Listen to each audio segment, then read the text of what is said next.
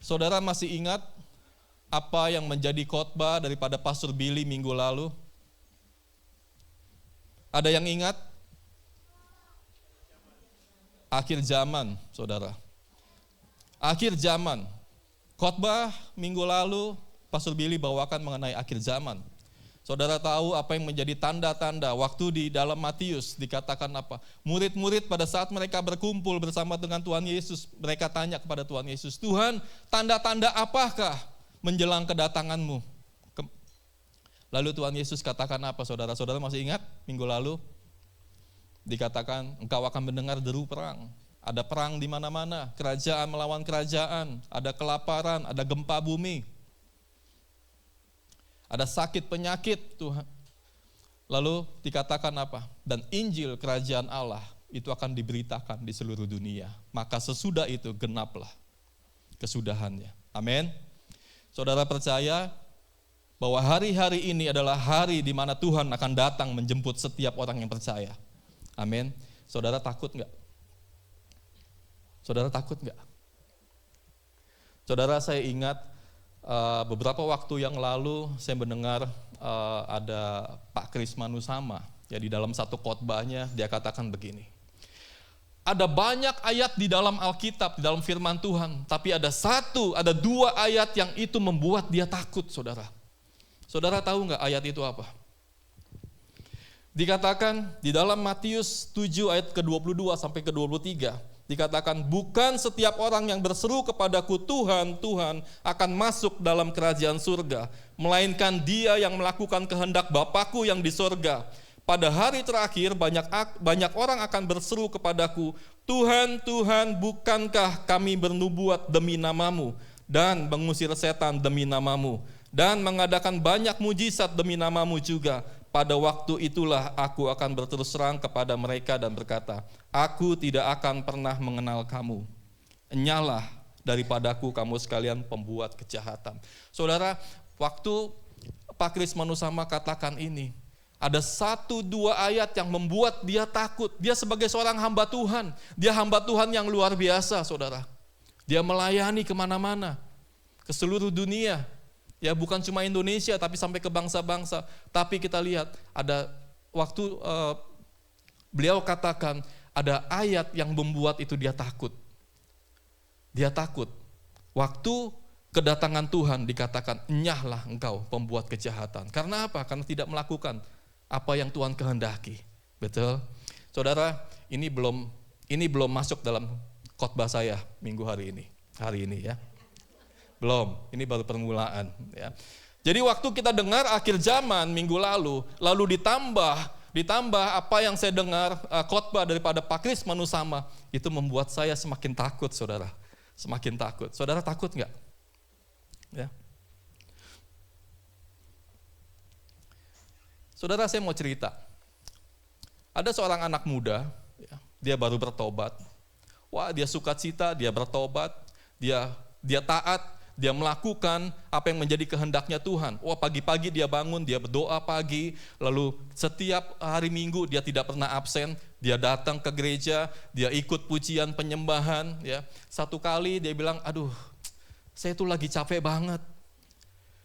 Harus gak ya saya ke gereja? Lalu dia dengar suara seperti ini, saudara. Kamu kan sudah percaya Tuhan. Sekali selamat itu pasti selamat. Waktu kamu terima Tuhan, kamu sudah diselamatkan. Jadi artinya kamu gak perlu ke gereja setiap hari. Ngapain rajin-rajin? Pasti kamu selamat, saudara.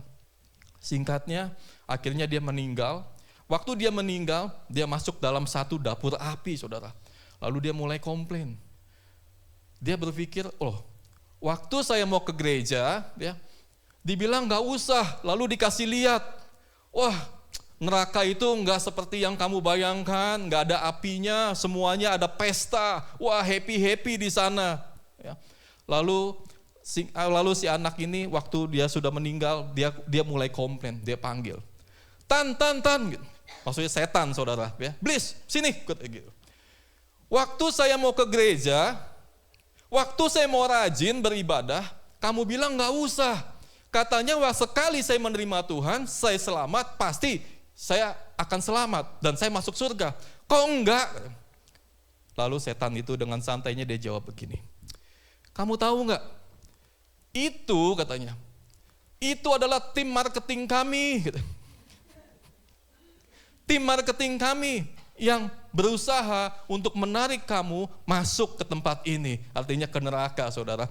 Saudara, jadi memang akhir-akhir zaman itu banyak yang namanya nabi-nabi sesat. Banyak adalah pengajaran-pengajaran yang sesat. Dikatakan sekali selamat, kita pasti selamat. Saudara, saya mau kasih satu perumpamaan. Kalau kita masuk sekolah, title kita sebagai apa? Sebagai seorang murid, ya kan? Waktu kita masuk sekolah sebagai seorang murid, apakah itu sudah jaminan bahwa kita pasti lulus dalam sekolah? Tidak ada jaminan. Kita harus belajar, kita harus berusaha, kita harus masuk di dalam ujian supaya kita naik level, supaya kita lulus. Amin. Jadi keselamatan itu memang sudah jaminan. Waktu kita terima Tuhan, keselamatan itu sudah jaminan. Tetapi untuk mencapai keselamatan, supaya kita masuk dalam kerajaan surga, kita juga harus berjuang, kita harus berusaha, kita harus belajar. Amin. Nah, ini saudara, ini baru masuk. Ya. Sebelum masuk saudara masih ingat tahun ini apa? The Year of Decision. Tahun 2026 kita dituntun di dalam satu tema namanya The Year of Decision, di mana kita akan mengambil keputusan-keputusan penting dalam kehidupan kita.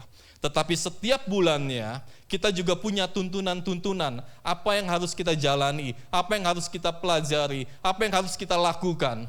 Ya, bulan Januari dikatakan, ada yang ingat? Januari, the Valley of Decision.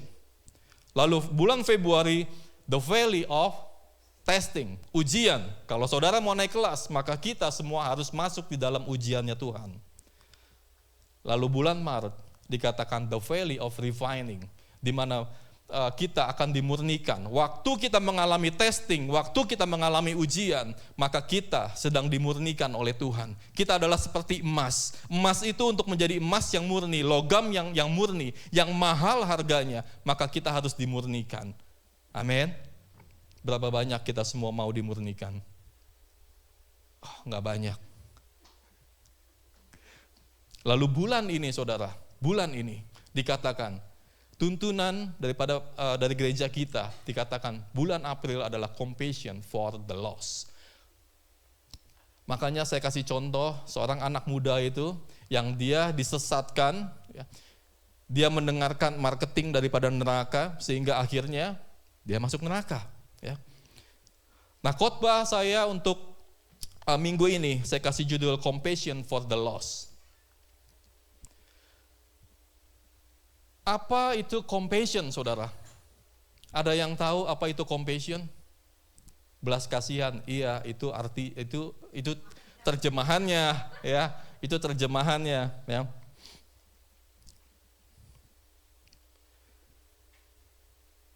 Compassion di dalam kamus bahasa Indonesia itu dikatakan belas kasihan, artinya adalah rasa iba atau kasih sayang yang disertai tindakan untuk meringankan penderitaan orang lain. Bukan hanya perasaan kasihan, tapi simpati yang memotivasi seseorang untuk bertindak, membantu. Ya. Jadi saudara, compassion atau belas kasihan itu adalah waktu kita melihat ada orang yang kesusahan, ya, maka ada satu gerakan dalam hati kita mau membantu untuk meringankan mereka, untuk meringankan orang yang dalam kesusahan. Itu namanya compassion, itu adalah belas kasihan. Beda dengan simpati, beda dengan empati, saudara. Kalau simpati atau empati itu adalah waktu kita melihat ada teman kita yang kesusahan, kita cuma bisa berkata, oh iya kasihan ya, tapi tidak ada tindakan. Itu namanya simpati, saudara. Ya. Di dalam Bible, di dalam Alkitab, itu dikisahkan, dilukiskan bahwa belas kasihan itu lebih dari sekedar perasaan. Seperti yang tadi saya bilang, saudara. Jadi ada tindakan, bukan hanya perasaan. Itu adalah kasih yang aktif dan mendalam. Dalam bahasa Ibrani-nya dikatakan raham, ya, atau rahim, ya, atau kasih sayang yang dalam, yang mendorong seseorang untuk meringankan penderitaan orang lain. Itu yang dinamakan compassion, ya, atau belas kasihan. Di dalam Matius 9 ayat yang ke-36, saudara, firman Tuhan katakan, melihat orang banyak itu tergeraklah hati Yesus oleh belas kasihan kepada mereka, karena mereka lelah dan terlantar seperti domba yang tidak bergembala. Saudara, jadi simpelnya, kalau kita lihat, compassion itu adalah waktu kita melihat, kita merasakan bagaimana orang itu mengalami kesusahan, dan ada tindakan. Itu yang merubahkan. Tindakan itu adalah yang merubahkan antara simpati dengan empati. Saudara, kalau saudara baca di dalam Alkitab, dikatakan saat Tuhan Yesus itu berkeliling dari kota, dari desa, ya, kemana dia berkeliling, waktu mereka melihat orang banyak itu, maka timbul belas kasihan. Dan kita bisa lihat apa yang terjadi setelah itu. Pada saat Tuhan Yesus datang, pada saat Tuhan Yesus berjalan, lalu melihat begitu banyak orang, ada 5.000 orang laki-laki dan perempuan dikatakan. Tuhan Yesus merasa kasihan karena melihat mereka kelaparan. Ada belas kasihan yang timbul. Lalu dengan 2 ekor, dengan 5 roti dan 2 ikan, itu terjadi mujizat. Karena apa? Karena mujizat. Waktu Tuhan Yesus berjalan, melihat orang sakit, ada wanita yang pendarahan, timbul belas kasihan Tuhan, maka di situ ada mujizat, ada kesembuhan. Saudara, saya juga percaya, waktu kita mengalami begitu jauh daripada Tuhan, waktu kita mengalami kita kesepian, rasanya tidak ada orang yang di dekat kita. Lalu waktu kita datang kepada Tuhan, Tuhan melihat kita, ada belas kasihan Tuhan di situ, maka pemulihan, kebangkitan itu pasti akan terjadi. Amin. Beri kemuliaan buat Tuhan, saudara. Saudara, selanjutnya, who is the lost? Siapa orang-orang yang terhilang itu? Ini saya kasih gambar orang yang lagi pusing, orang yang lagi stres, saudara. Jadi, who is the lost? Orang-orang yang terhilang adalah mereka yang lelah. Mereka yang lelah artinya itu adalah mereka tuh putus asa, ya. Mereka tidak punya arah hidup lagi. Mereka putus asa, mereka tidak punya arah, ya. Lalu mereka orang-orang yang terlantar. Orang-orang yang terlantar itu bicara waktu dia jatuh ke dalam dosa. Waktu dia jatuh ke dalam dosa, tidak ada orang-orang yang di sekelilingnya yang memberitahu dia bahwa harus kembali kepada Tuhan. Sehingga hidupnya menjadi hancur. Saudara, saya pernah mengalami itu. Waktu saya belum kenal Tuhan secara utuh, saya cuma punya lingkungan teman-teman.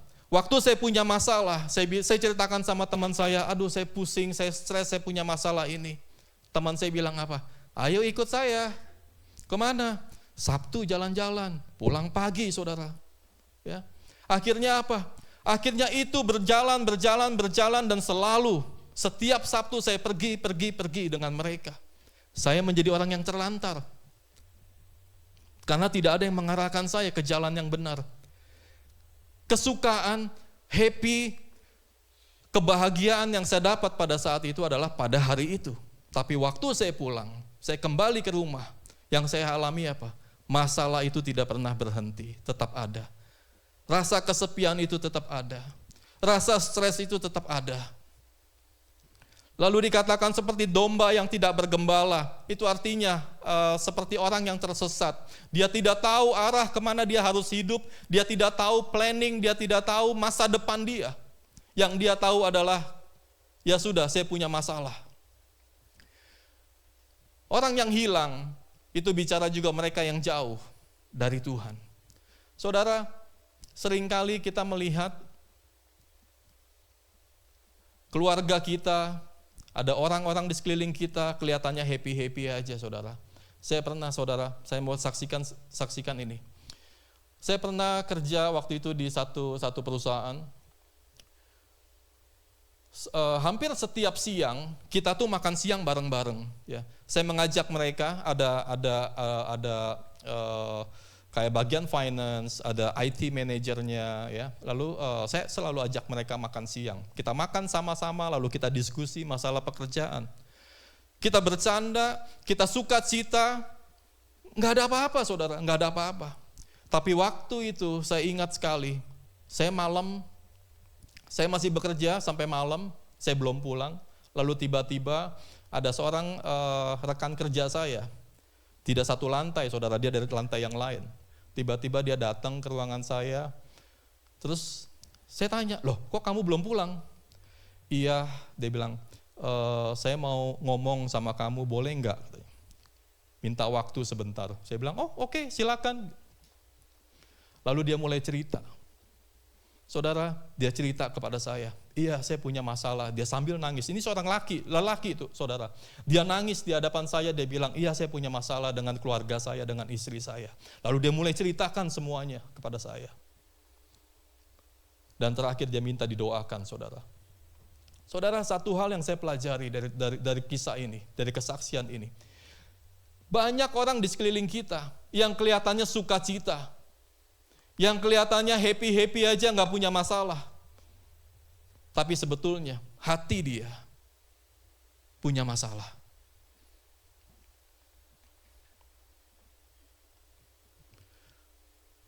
Saudara, yang pertama kita mau belajar mengenai hati Tuhan itu untuk orang yang terhilang.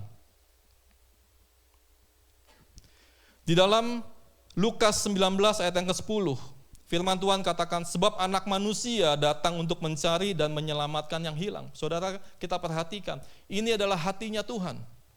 Tuhan itu mau bahwa setiap kita itu diselamatkan.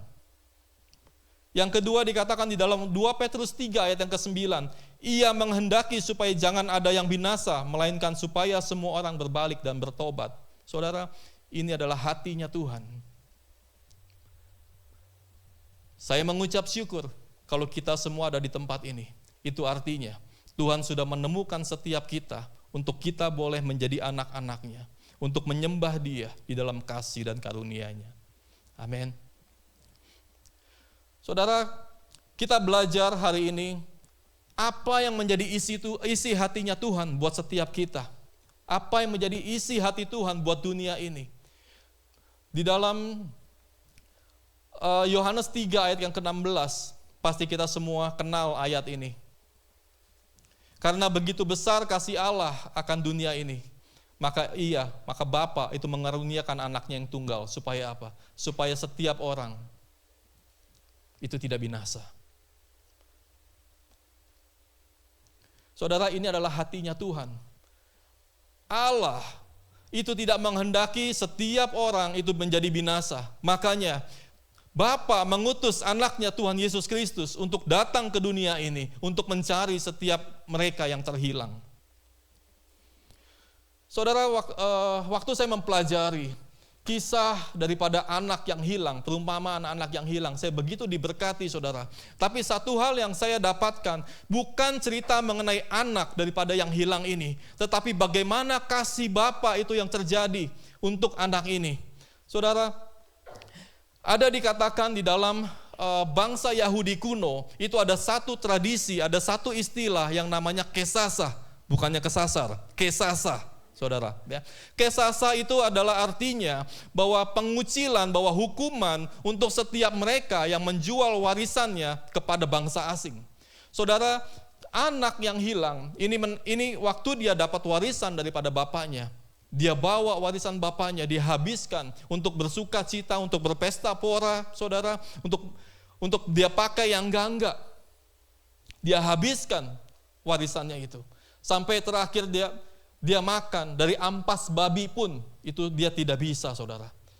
Padahal dia berpikir bapaknya itu kaya sekali. Sungguh lebih enak orang-orang yang bekerja sama bapaknya daripada dia sebagai anaknya. Saudara, ini adalah satu gambaran daripada anak yang hilang. Waktu dia kembali dan bapaknya mendengar, saudara, bahwa anak yang hilang itu akan kembali. Bapak ini berlari, saudara lihat. Bapak ini berlari, dia mengejar, dia menghampiri anaknya dan dia peluk. Saudara kita bisa bayangkan, waktu anak yang hilang ini, yang makan terakhirnya pun dari makanan ampas babi, saudara. Wanginya seperti apa? Tetapi bapak ini, dia lari, dia memeluk anaknya. Itu adalah satu gambaran kasih bapak kepada anaknya.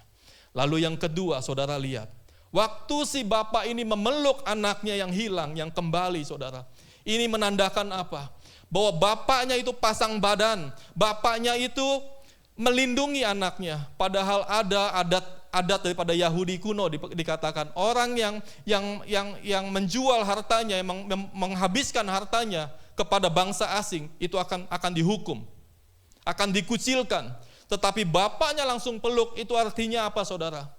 Tidak ada satupun yang boleh menghukum anak dia. Saudara, begitu juga kita dengan Bapa kita di surga. Bapa kita, waktu kita jatuh di dalam dosa, lalu kita percaya bahwa Tuhan Yesus itu datang untuk menebus segala dosa kita. Itu artinya apa? Tidak ada satu maut pun yang mampu untuk mengambil kehidupan kita. Karena apa? Ada perlindungan daripada Tuhan Yesus.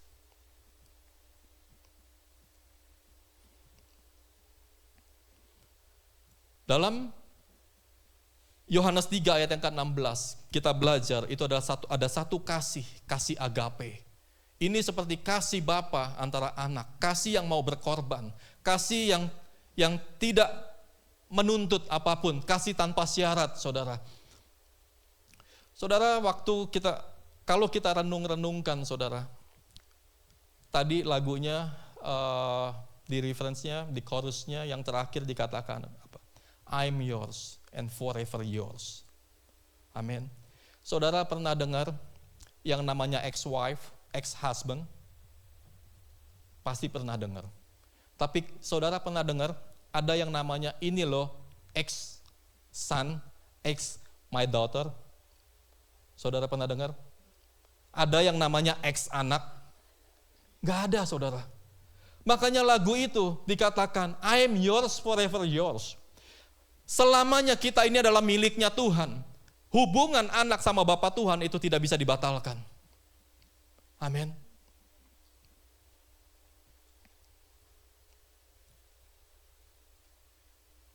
Yang kedua, saudara, kita melihat seperti Tuhan melihat orang banyak itu.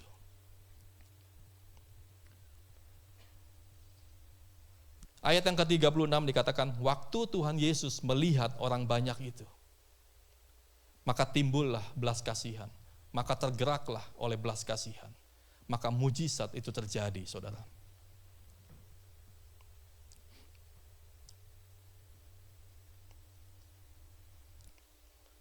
Kita pun hari ini, waktu kita mengerti bahwa hatinya Tuhan adalah untuk orang yang terhilang, maka kita juga harus belajar.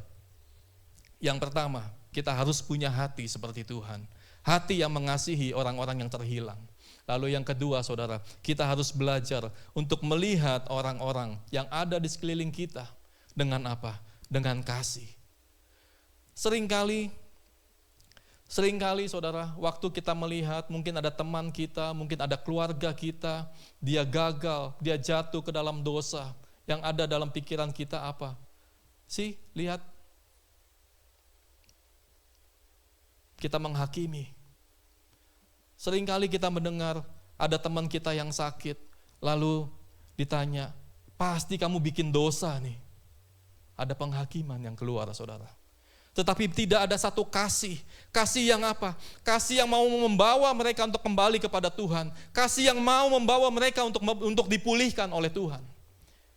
Tapi seringkali waktu kita melihat yang keluar itu adalah penghakiman.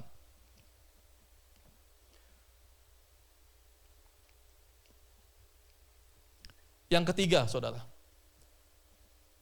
kita harus bergerak dalam belas kasihan. tanpa belas kasihan, penuaian itu tidak akan terjadi. Seringkali kita berdoa, Saudara, Tuhan, kami minta jiwa-jiwa, kami minta penuaian. Saudara, itu enggak salah, itu betul. Kita harus berdoa, kita minta jiwa-jiwa kepada Tuhan. Tetapi beda kalau orang yang berdoa dengan belas kasihan. Dia mengerang, dia minta, dia bersujud, dia menangis di hadapan Tuhan. Dia minta kepada Tuhan jiwa-jiwa yang terhilang. Kenapa? Karena dia kasihan. Karena kita kasihan melihat jiwa-jiwa yang terhilang. Mereka yang jauh daripada Tuhan, mereka yang hidupnya mungkin dulu seperti kita. Dan kita rindu supaya mereka pun mengalami apa yang kita alami hari-hari ini. Waktu kita dipulihkan oleh Tuhan, waktu kita dibangkitkan oleh Tuhan, karena kita sudah ditemukan, kita sebagai orang yang terhilang dan kita sudah ditemukan, apakah kita punya hati itu buat setiap keluarga kita, buat setiap orang-orang yang ada di dekat kita. Saudara, kita harus punya belas kasihan itu.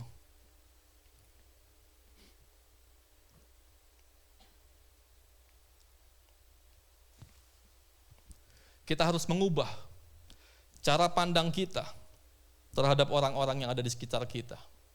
Kita harus mengubah cara kita menilai orang. Bagaimana cara kita mengubah pandangan kita kepada orang? Saudara, kita harus memandang seperti Tuhan Yesus memandang. Bagaimana terhadap jiwa-jiwa. Betapa pentingnya satu jiwa di hadapan Tuhan. Amin.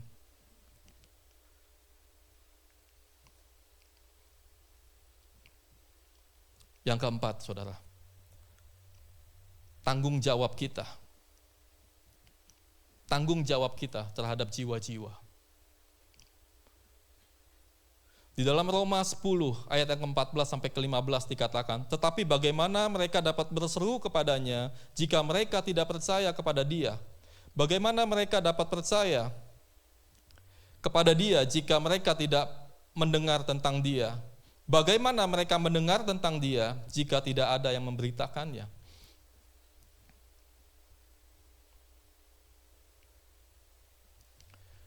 Banyak orang-orang di sekeliling kita, saudara. Dia jauh daripada Tuhan. Mungkin dia punya hati yang terluka. Tetapi dikatakan tidak ada orang yang mendekatinya. Tidak ada orang yang mau mengajak dia kembali. Tidak ada orang yang mau mengobati. Saudara, Tuhan bukannya tidak bisa menyembuhkan orang. Tuhan bukannya tidak bisa memulihkan orang, saudara. Dia bisa. Tetapi Tuhan mau kita masuk dalam rencananya Tuhan, yaitu menggenapi amanat agung.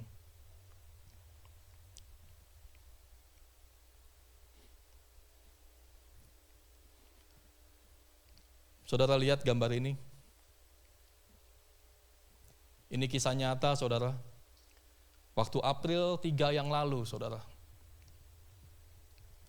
Ada pesawat tempur dari Amerika, F-15I Strike Force, dikatakan ditembak jatuh oleh siapa?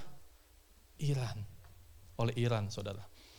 Dan 2 awaknya itu berhasil keluar dari pesawat dan selamat, mendarat selamat, saudara. Satu prajurit ini dalam beberapa jam langsung diketemukan. Tetapi yang satunya itu belum diketemukan, saudara, sampai 2 hari. Lalu atas perintah daripada presiden dikatakan harus dikerahkan sebisa mungkin untuk menyelamatkan pasukan yang satu itu yang belum ketemu, saudara. Dan ini yang memberkati saya, saudara.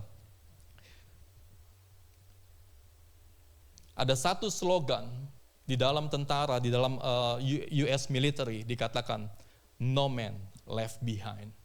Itu artinya, setiap mereka yang maju berperang, pulang pun harus kembali bersama-sama. Tidak boleh ada yang ditinggal, baik dia dalam keadaan meninggal, gugur di dalam peperangan, atau dia tetap hidup. Saudara, untuk itu makanya presiden kita mengucap syukur presiden itu langsung menginstruksikan kepada setiap prajurit-prajuritnya untuk mencari saudara, supaya prajurit yang belum diketemukan itu bisa dibawa pulang dengan selamat. Singkatnya saudara, akhirnya prajurit yang satu ini dia ditemukan. Saya percaya waktu dia dalam 2 hari itu belum ditemukan, pasti ada rasa ketakutan, rasa stres, lapar saudara, dia belum makan, dia kesakitan saudara karena dia terluka saudara.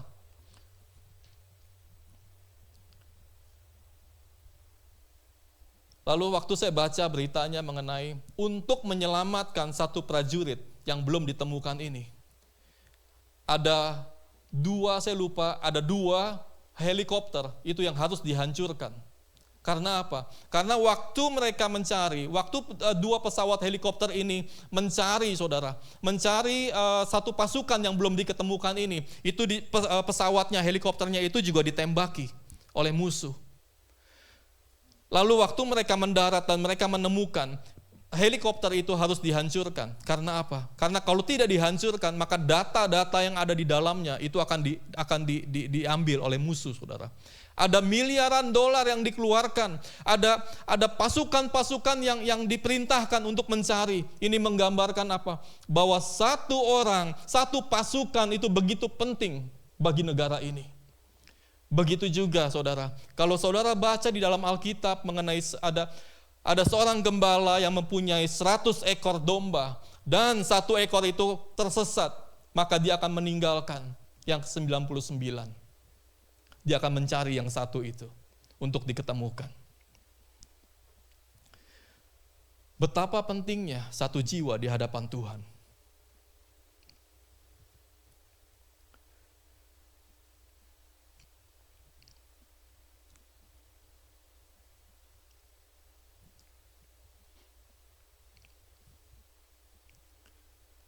No man left behind.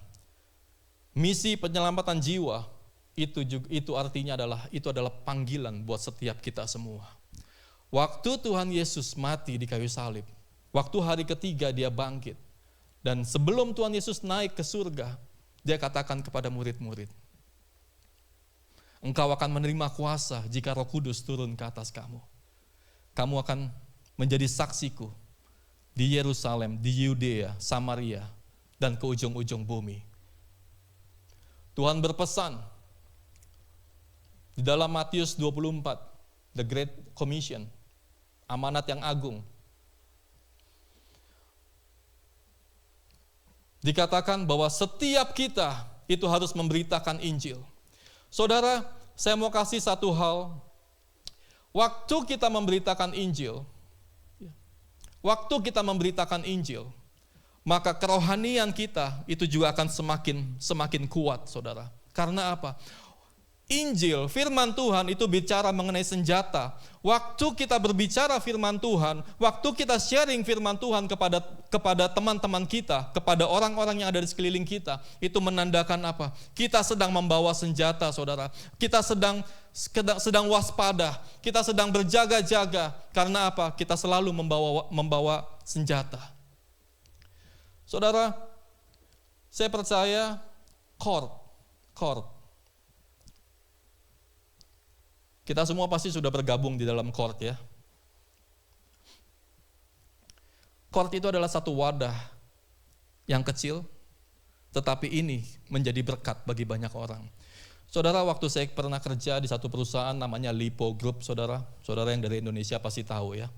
Nah, waktu itu kita punya kesempatan untuk kita diundang untuk ketemu dengan pemilik daripada Lipo Group, yaitu Pak Mokhtar Yadi, saudara. Lalu dia cerita bagaimana dia bisa berhasil, dia mulai dari membangun bank yang kecil, bank perniagaan, kalau saya nggak salah namanya waktu itu. Dia bangun kecil, lalu dia bercerita bagaimana bisnis saya bisa semakin hari semakin besar. Setiap pagi dia bilang, setiap pagi dia datang ke daerah Pluit. Dia cuma duduk-duduk, lalu dia minum kopi, dia makan, dia ngobrol. Lalu, saudara, mereka percaya dengan Pak Mokhtar ini dan mereka cari, mereka masukkan uangnya ke dalam bank.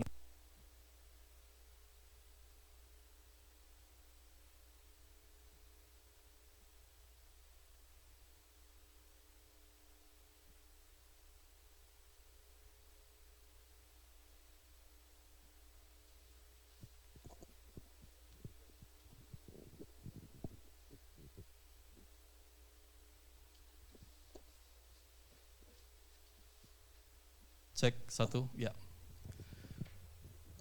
Sampai di mana tadi ya? Orang mempercayakan uangnya kepada bank Pak Mokhtar Yadi yang kecil itu, saudara. Saudara, saya percaya waktu kita ada di dalam court, waktu kita mengundang orang-orang yang ada di sekeliling kita untuk datang, kita mungkin pertama-tama kita cuma sharing biasa, kita cuma makan-makan, itu artinya kita sedang membangun relationship sama mereka. Waktu kita mulai sharing mengenai kehidupan kita mulai sharing firman Tuhan, kita sudah menjadi berkat buat setiap mereka. Saudara, untuk itu saudara, saya sangat percaya court itu adalah wadah yang Tuhan siapkan buat kita untuk menuai jiwa-jiwa. Amin.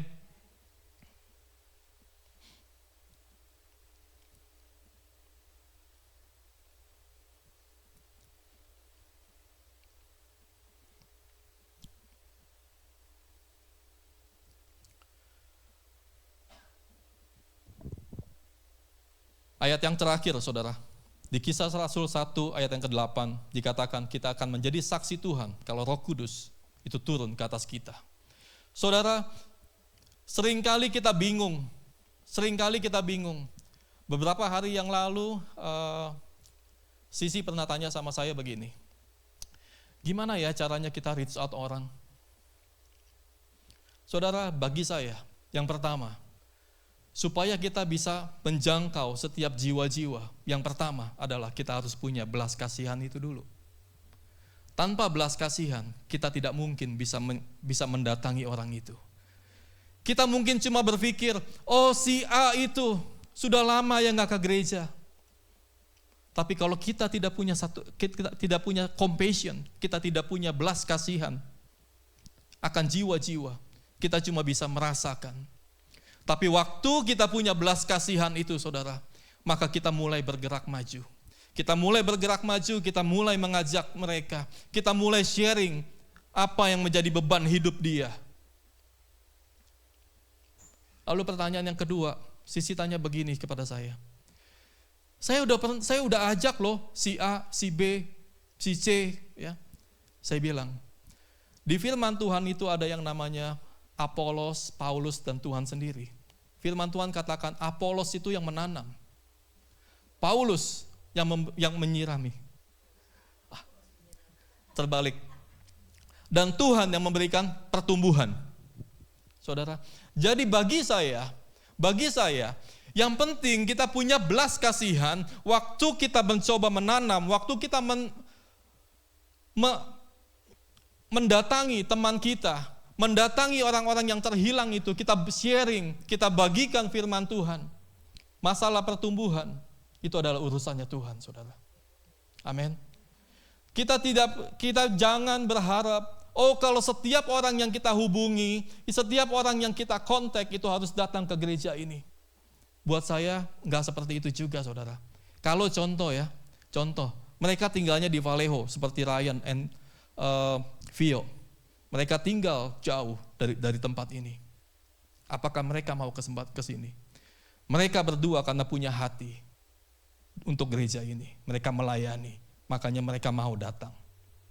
Tetapi untuk yang lain, kalau mereka masih jauh daripada Tuhan, lalu kita datangi dan kita berharap, saudara, untuk dia bisa datang ke gereja ini, maka kita akan kecewa.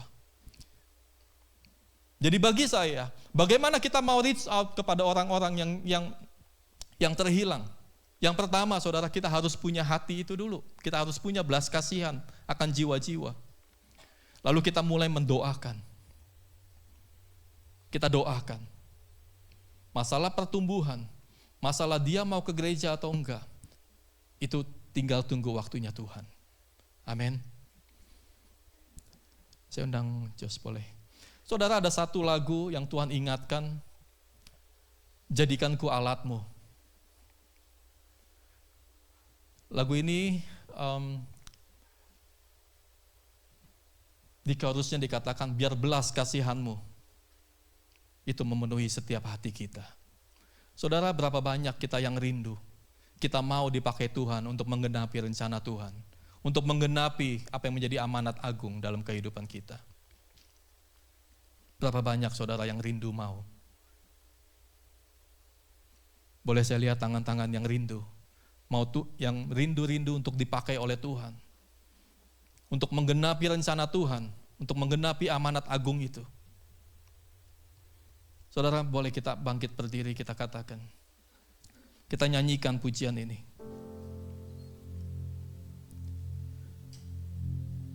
Biar belas kasihan-Mu Bapa penuhi hati kami. Benar Tuhan, curahkan kuasa Roh Kudus, api kemuliaan-Mu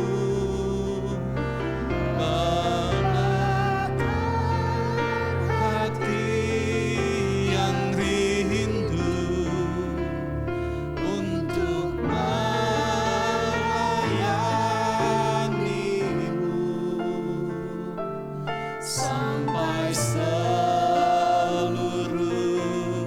bumi ini, sampai seluruh negeri ini dipenuhi api kemuliaan-Mu. Katakan lagi saudara, minta belas kasihan itu kepada Tuhan. Biar belas kasihan-Mu Bapa penuhi hati kami, curahkan kuasa Roh Kudus, api kemuliaan-Mu membakar hati yang rindu untuk melayani-Mu sampai seluruh bumi ini, sampai seluruh bumi ini dipenuhi api kemuliaan. Katakan sekali lagi saudara dengan sungguh. Katakan di hadapan Tuhan, inilah sebagai doa kita. Biar belas kasihan-Mu Bapa penuhi hati kami, curahkan kuasa Roh Kudus, api kemuliaan-Mu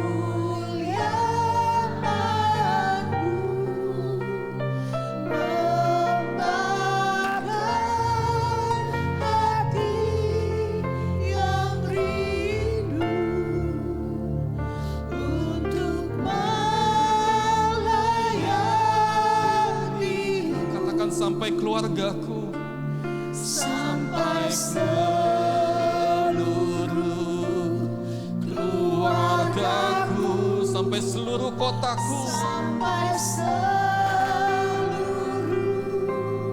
kotaku dipenuhi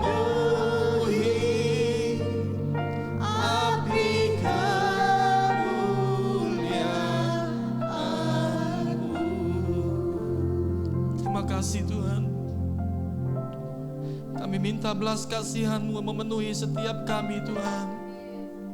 Kami minta hati seperti hati-Mu ya Bapa. Hati yang mau melihat setiap jiwa-jiwa yang terhilang. Hati yang mau melihat Tuhan setiap teman-teman kami yang jauh daripada-Mu. Tuhan, pakai kami untuk menggenapi rencana-Mu Tuhan. Untuk menggenapi amanat agung itu ya Bapa. Sebab kami percaya kami tidak mampu Tuhan kami melakukannya. Tapi kami percaya janji-Mu, Engkau akan mencurahkan Roh Kudus-Mu dan memberikan kami kuasa, sehingga kami boleh menjadi saksi-Mu di Yerusalem, di Yudea, di Samaria, bahkan sampai ke ujung-ujung bumi Tuhan. Berikan kami mata seperti Engkau melihat setiap orang-orang Tuhan.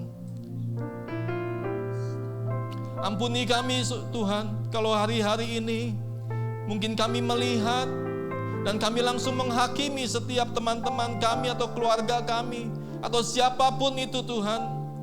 Kami minta ampun di hadapan-Mu ya Bapa. Biarlah mulai hari ini Tuhan, kami mau belajar melihat setiap orang yang ada di dekat kami, orang-orang yang ada di sekeliling kami dengan kasih-Mu ya Tuhan.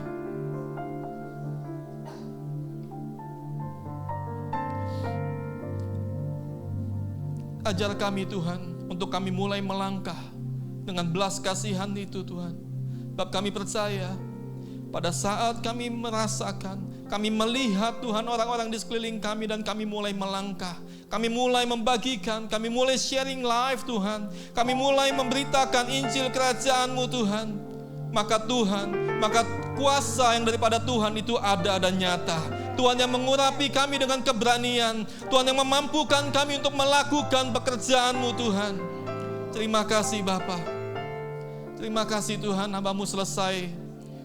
Biar Engkau yang terus, Roh Kudus-Mu terus ajar setiap kami untuk kami boleh mengerti lebih lagi apa yang harus kami lakukan Tuhan, untuk menyenangkan hati-Mu, untuk menggenapi rencana-Mu yang besar Tuhan.